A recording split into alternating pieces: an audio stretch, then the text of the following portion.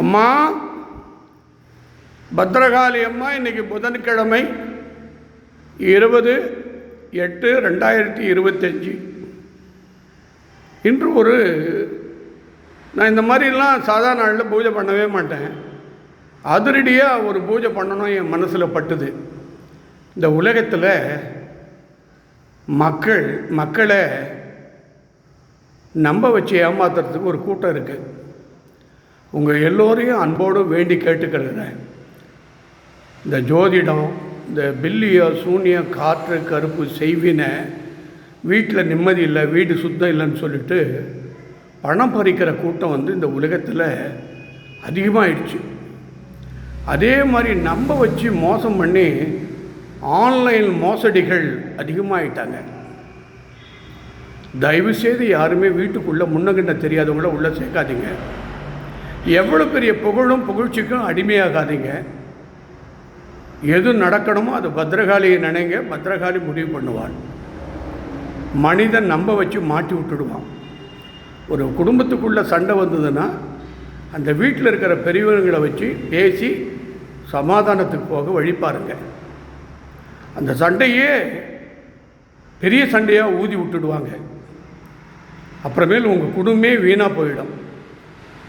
அதனால் பல பேர் கேவலமாக போயிடும். எப்போ கெட்டு போவாங்கன்னு பார்க்குறாங்க. நேற்று அண்ணா நகர் விஜயாண்டி அந்த அம்மையார் ஃபேஸ்புக்கில் என்னுடைய வீடியோவை பார்த்துட்டு, அவங்க வயசு 71 வயசு அம்மையார், பாவம் அவங்க ரொம்ப கஷ்டம். ஒரு ஆப்ரேஷன் பண்ணியிருக்காங்க. 2500 ரூபா அனுப்பிச்சாங்க. என் லைஃபுக்கு கருத்து தெரிஞ்சு உலகத்திலே இந்த கோயில் ஒட்டி தான் ₹1 வருமானம் இல்லாத கோயில். நான் உலகாரியே சொல்லிக்கிட்டு இருக்கேன்.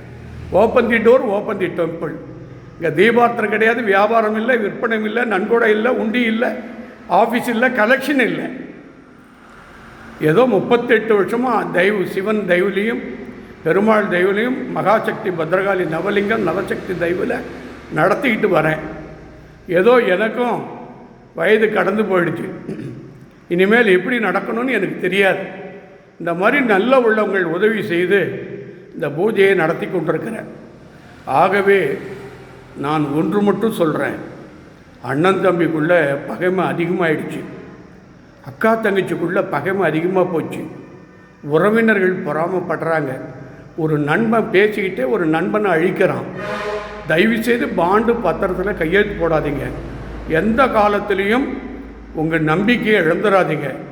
சத்தியம் நல்லவர்களுக்கு தோதனை வரும், ஆனால் அது சாதனையாக பத்ரகாளி மாற்றுவாள். உங்கள் அன்பே பெரிய பாக்கியம். அம்மா, இவ்வளவு பலம் உள்ளவன், இவ்வளவு அருள் உள்ளவன் நானே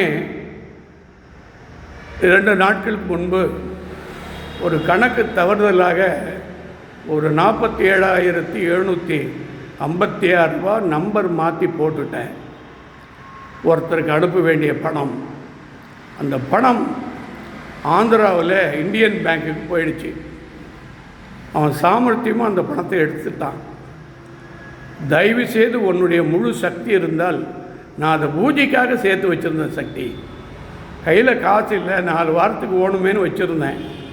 ஆகவே அந்த பணத்தை இந்த ஞாயிற்றுக்கிழமைக்குள்ளே மீட்டு தர வேண்டும். இல்லை என்றால் நீ சூரசம்சாரம் பண்ணிடு. சூலத்தை தூக்கு.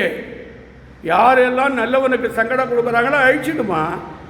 இந்த பூஜையை நிறைவு பண்ணுறேன். தீபார்த்தனை உனக்கு படைக்கிறேன்.